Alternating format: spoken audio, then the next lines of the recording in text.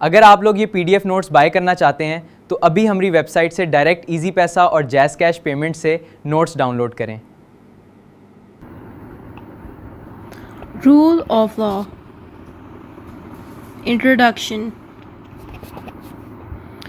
It means the judiciary is independent and judges make decisions without political influence. Rule of law एक ऐसा concept है जो ये बताता है कि जो जजेस हैं, जो जुडिशरी में बैठे होते हैं, वो सारे इंडिपेंडेंटली डिसीजन दे सकते हैं। यानी कि पॉलिटिक्स में जो लोग हैं वो जजेस के मामलात में इंटरफेयर नहीं करेंगे, ये इंडिपेंडेंटली फैसला करेंगे जजेस। This idea of rule of law became popular in the 19th century. ये जो रूल ऑफ लॉ का आइडिया है, ये जो कॉन्सेप्ट है, ये 19th सेंचुरी में पॉपुलर होना शुरू हो गया। It was added in the constitution and बाद में इसी रूल ऑफ लॉ को सारे मुल्कों के कॉन्स्टिट्यूशन में भी डालना शुरू कर दिया। This idea is also in the constitution of the USA and Pakistan. Pakistan का इन आर्टिकल्स में आर्टिकल 4 एंड आर्टिकल 25 में आपको रूल ऑफ लॉ मिलेगा। उसके अलावा USA के अंदर भी रूल ऑफ लॉ मौजूद है। Rule of law means everyone is equal, laws are supreme and no person is above the law. Rule of law इंसानों को ये सिखाता है कि सारे इंसान बराबर हैं, लॉ सबसे बड़ा है, लॉ से ऊपर कोई नहीं, और हर इंसान को लॉ को ओबे करना है। A nation cannot function properly without following the rule of law. Nation कहते हैं किसी भी कंट्री को। कोई भी कंट्री कामयाबी नहीं हासिल कर सकता, सही से फंक्शन नहीं कर सकता अगर उस कंट्री में रूल ऑफ लॉ को फॉलो ना किया जाए। फिर आता है हमारे पास meaning of rule of law. Rule of law का मीनिंग ब्लैक्स लॉ डिक्शनरी ये देता है, इसको कहते हैं सुप्रीमेसी ऑफ लॉ। ये रूल ऑफ लॉ का मतलब है कि लॉ सबसे सुप्रीम है according to the Black's law dictionary. Definition Dicey ने दी है, people are ruled by law alone. A person can only be punished for breaking the law. Dicey वो पर्सन था जिसने रूल ऑफ लॉ के concept को पूरी दुनिया में मशहूर किया। डाइसी कहते हैं कि रूल ऑफ लॉ एक ऐसा कॉन्सेप्ट है जो इंसानों को बता रहा है कि इंसानों को लॉ अकेला ही कंट्रोल कर सकता है और हर इंसान को लॉ के मुताबिक ही सज़ा मिलनी चाहिए। फिर आता है historical background. Magna carta means great charter in Latin. It was signed in 1215 and in England. Basically ये रूल ऑफ लॉ का कॉन्सेप्ट लिया ही मैग्ना कार्टा से गया था। मैग्ना कार्टा का दूसरा नाम है ग्रेट चार्टर। इसको साइन किया गया था 1215 इंग्लैंड में। It is one of the first document in history that limited the power of king. ये पहला डॉक्यूमेंट था हिस्ट्री के अंदर जिसने पहली दफ़ा किंग्स की ताकतों को लिमिट कर दिया, कम कर दिया। It later became a symbol of freedom, justice and rule of law. और बाद में इसी मैग्ना कार्टा के ज़रिए लोगों को फ्रीडम मिली, जस्टिस मिली और बाद में रूल ऑफ लॉ का कॉन्सेप्ट भी इसी मैग्ना कार्टा से डेवलप हुआ। सिचुएशन बिफोर मैग्ना कार्टा, यानी कि मैग्ना कार्टा जब नहीं था तो क्या हालात होते थे यूके के मुल्क के। England was ruled by king John. England को किंग जॉन चलाता था इन सालों में। King John was considered a harsh and unpopular ruler. King John एक बहुत ही सख्त और एक अच्छा रूलर नहीं होता था। He demanded heavy taxes from the barons to pay for war in France. ये क्या करते थे बैरॉन्स? बैरॉन्स वो नोबल लोग थे या लैंडलॉर्ड्स थे जिनके पास पैसा ज़्यादा था। इन्हीं पे ही सबसे ज़्यादा किंग जॉन ने टैक्स लगाया। क्यों लगाया टैक्स? ताकि किंग जॉन फ्रांस के साथ जंग जीत सके, क्योंकि जंग लड़ने के लिए पैसों की ज़रूरत होती है, इसीलिए इन्होंने बैरॉन्स के ऊपर ज़रूरत से ज़्यादा टैक्स लगाया। He lost war and land in France which made people angry. Tax लेने के बावजूद भी किंग जॉन जंग नहीं जीत सका और फ्रांस वाली जो जगह थी वो ये हार गया, जिसकी वजह से आम लोग पहले ही टैक्स की वजह से नाराज़ थे किंग से। ऊपर से जंग हारने के बाद और ज़्यादा लोग इससे नाराज़ हो गए किंग से। He also punished people unfairly and ignored the traditional rights. ये एक और काम भी करते थे कि बगैर प्रॉपर लॉ को फॉलो किए किसी को भी जेल में डाल देते थे या कि किसी भी इंसान को कोई भी सज़ा दे देते थे और इंसानों के राइट्स की भी इतनी परवाह ये नहीं करते थे। Writing against the king. Writing against the king का मतलब ये है कि बहुत सारे बैरॉन्स जो नोबल और लैंडलॉर्ड्स थे, बैरॉन्स उन्हीं को कहते हैं, were tired of king's cruelty and extra taxes. Barons King John के इस गलत रवैये से बहुत ज़्यादा तंग आ गए और ख़ास तौर पे जो ये टैक्स लगाते थे बहुत ज़्यादा इन बैरॉन्स पे किंग, तो इसलिए इस चीज़ से भी बैरॉन्स बहुत तंग आ गए। तो सारे बैरॉन्स इकट्ठे हो गए और किंग के ख़िलाफ़ इन्होंने बगावत की। यहाँ पे यही लिखा है कि दे गैदर्ड एन आर्मी। यहाँ पे आर्मी किसने बना ली? बैरॉन्स ने, यानी कि सारे बैरॉन्स मिल गए और एक आर्मी बना दी ताकि किंग को फोर्स किया जाए कि बैरॉन्स की डिमांड्स वाली लिस्ट के ऊपर साइन किया जाए।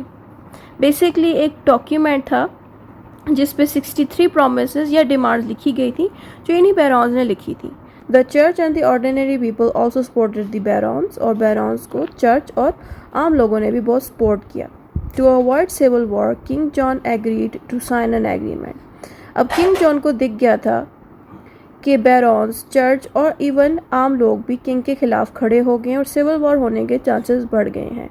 इसीलिए किंग इन बैरॉन्स की बात मान लेता है और उस एग्रीमेंट पे साइन कर लेता है जिस पे बैरॉन्स की डिमांड्स लिखी गई। साइनिंग ऑफ मैग्ना कार्टा, वो जो डॉक्यूमेंट है जिस पे बैरॉन्स की डिमांड यानी कि प्रोमिसेस लिखे गए, उसका नाम था मैग्ना कार्टा। 15 जून 1215 को इस मैग्ना कार्टा पे साइन हुआ। वो लोकेशन थी रनीमेड। रनीमेड एक लोकेशन है लंदन के अंदर जहाँ पे किंग और बाकी के बैरॉन्स मौजूद थे और किंग ने इस मैग्ना कार्टा पे इस डेट को साइन कर लिया। It was a piece of treaty between the king and the barons. ये मैग्ना कार्टा का डॉक्यूमेंट एक तरह का पीस का डॉक्यूमेंट था कि किंग और बैरॉन के बीच अब लड़ाई नहीं होगी, क्योंकि ज़ाहिर है किंग अब बैरॉन की बात मान चुका था। Main idea of Magna carta, the Kings power is not unlimited. Magna carta के डॉक्यूमेंट में ये लिखा गया कि किंग्स की पावर अनलिमिटेड नहीं है, किंग्स को भी लॉ को ओबे करना है। Even the king must follow the law, ये चीज़ भी लिखी गई। People especially the noble at the same time, यहाँ पे आम लोगों के साथ बैरॉन्स की भी बात की जा रही है। Had certain rights that must be respected, कि आम लोगों के साथ जो बैरॉन्स हैं या लैंडलॉर्ड्स हैं उन सब के राइट्स को प्रॉपर्ली रिस्पेक्ट की जाए। इम्पोर्टेंस, मैग्ना कार्टा क्यों इतना इम्पोर्टेंट है? At first it only gave right to nobles not the common people. Magna Carta important इसलिए है क्योंकि शुरू में मैग्ना कार्टा ने आम लोगों से ज़्यादा नोबल्स को रिस्पेक्ट दी, लेकिन बाद में it's ideas inspire the development of parliament, democracy and human right. बाद में इसी मैग्ना कार्टा की मदद से पार्लियामेंट भी तब्दील हुई, डेमोक्रेसी सिस्टम भी बना और ह्यूमन राइट्स भी। It influenced the US constitution in 1789। जो यूएसए का कॉन्स्टिट्यूशन जो पहली दफ़ा बना था वो भी कॉन्स्टिट्यूशन के अंदर मैग्ना कार्टा जो कि यूके कॉन्स्टिट्यूशन में है वहाँ से चीज़ें भी यूएसए के अंदर डाली गई, यानी कि मैग्ना कार्टा की भी काफ़ी चीज़ें यूएसए के अंदर डाली गई। और आजकल का जो मॉडर्न लीगल सिस्टम है इसके अंदर भी मैग्ना कार्टा की तमाम चीज़ें मिलेंगी, including the idea of rule of law. Even rule of law जो मैग्ना कार्टा में डाला गया वो सारा भी इसमें मिलेगा। फिर आगे आता है बेसिस ऑफ द डॉक्ट्राइन।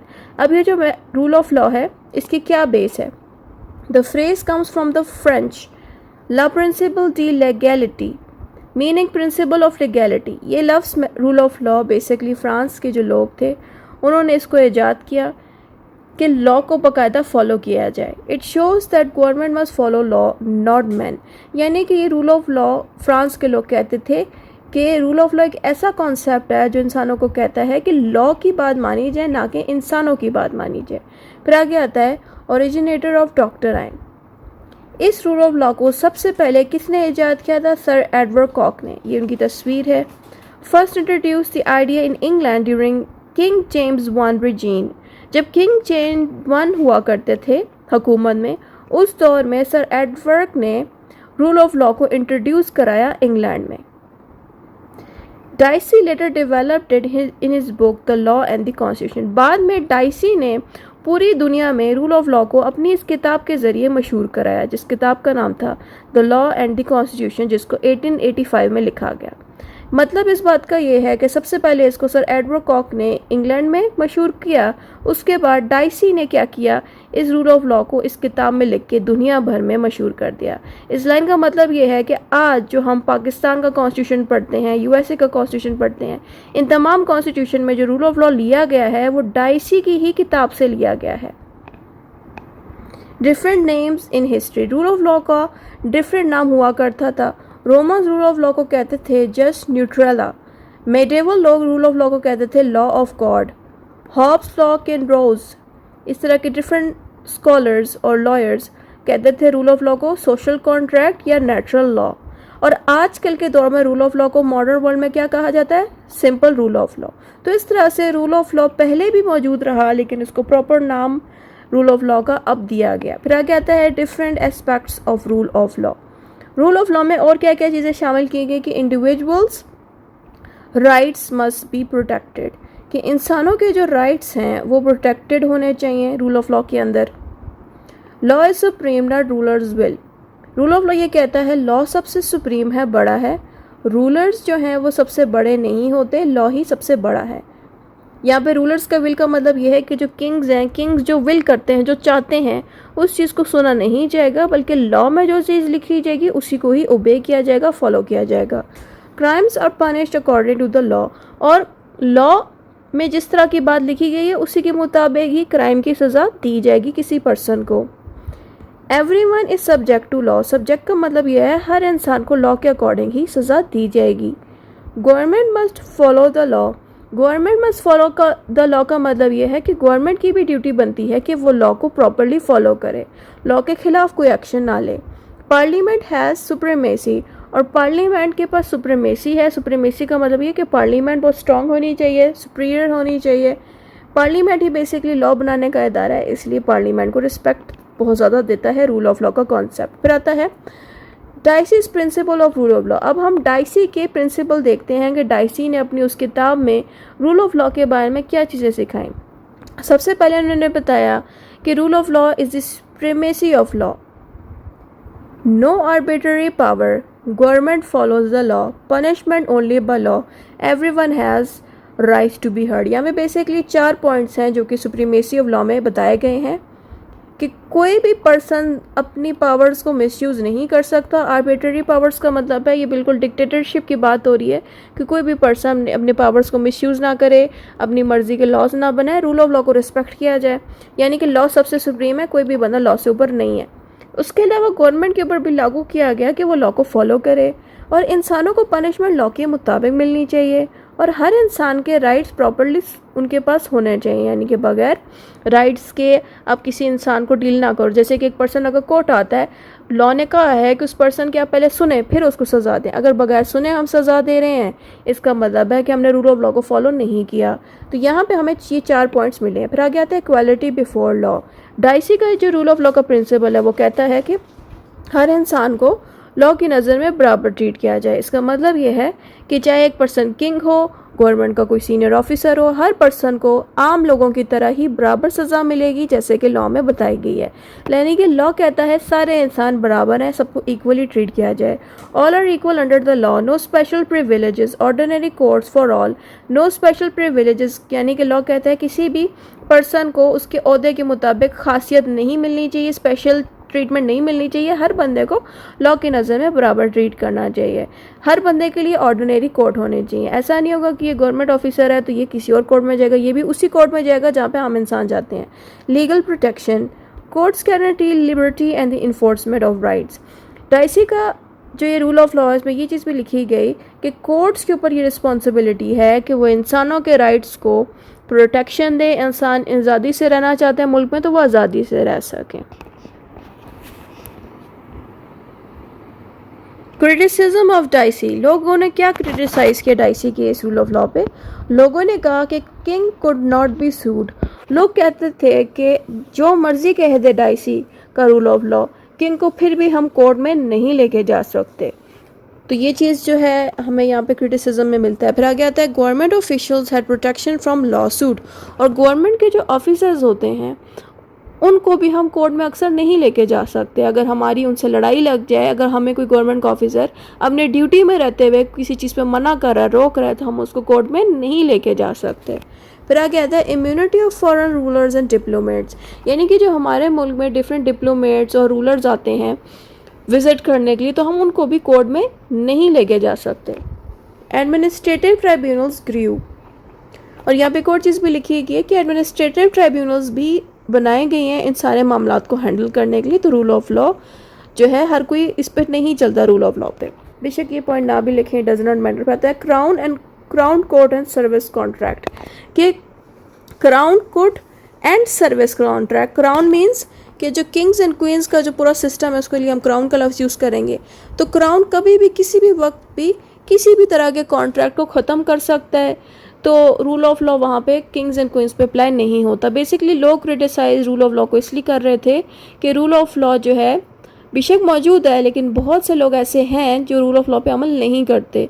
जैसे कि क्राउन जहाँ पे किंग्स एंड क्वींस है वो कोई भी कॉन्ट्रैक्ट ख़त्म कर सकते हैं, कोई उनको पूछने वाला नहीं है।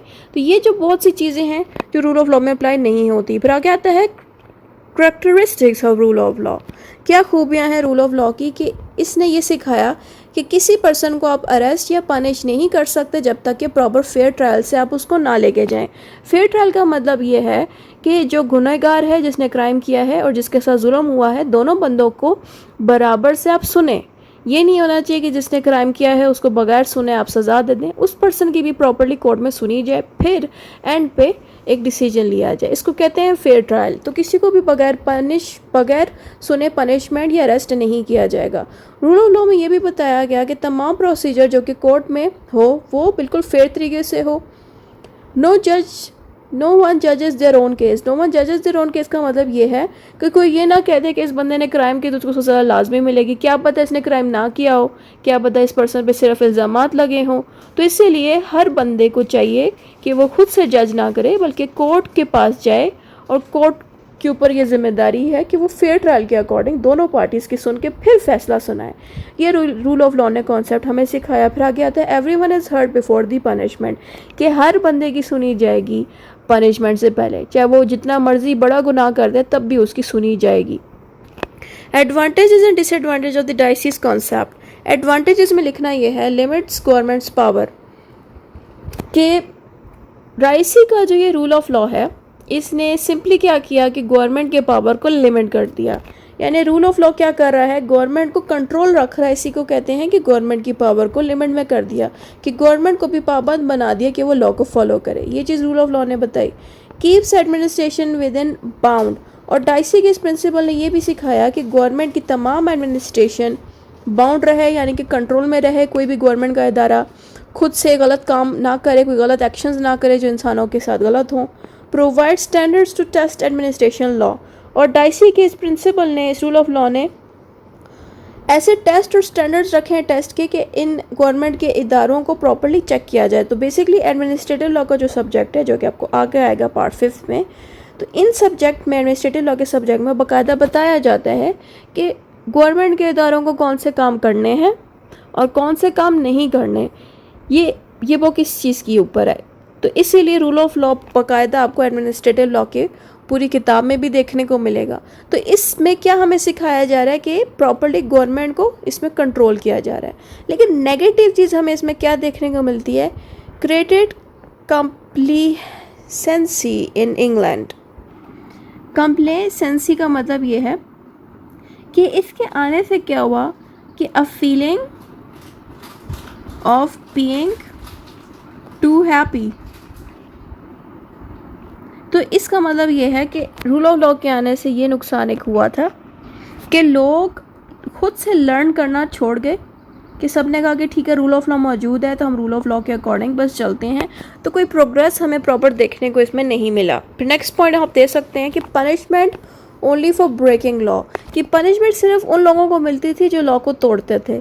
लेकिन जिन लोगों के पास जो है इम्यूनिटीज़ हैं, प्रिविलेजेस हैं, जैसे कि किंग्स एंड क्वींस, ये भी अगर कुछ गलत करते तो इनको कोर्ट हम नहीं लेके जा सकते। तो ये एक नेगेटिव चीज़ है जो हमें रूल ऑफ लॉ में दिखती थी, कि पनिशमेंट सिर्फ उन लोगों को मिलती थी जो आम लोग हैं या कोई गवर्नमेंट ऑफिसर है, वहाँ तक तो फिर भी ठीक है। लेकिन अगर कोई किंग एंड क्वीन कोई ऐसी हरकत कर दे तो वहाँ पे हम उनको कोर्ट नहीं लेके जा सकते। कोई एग्रीमेंट उन्होंने साइन के बाद में वो तोड़े हैं तो हम उनको कुछ कह नहीं सकते थे। तो ये चीज़ है जो रूल ऑफ लॉ में एडेड नहीं थी। इसी रूल ऑफ लॉ की कुछ चीज़ें अच्छी हैं, कुछ चीज़ें रूल ऑफ लॉ की ऐसी भी हैं जो अप्लाई नहीं होती कुछ डिपार्टमेंट्स पे, जैसे कि किंग्स एंड क्वींस बहुत से डिसीजंस ऐसे कर लेते हैं जो रूल ऑफ लॉ के खिलाफ भी हों। फिर आगे आ जाता है कंक्लूजन। अगर आप सब मूवी के स्टाइल की तरह यूके एंड यूएसए कॉन्स्टिट्यूशन की वीडियो देखना चाहते हैं तो अभी दूसरे चैनल को सब्सक्राइब करें।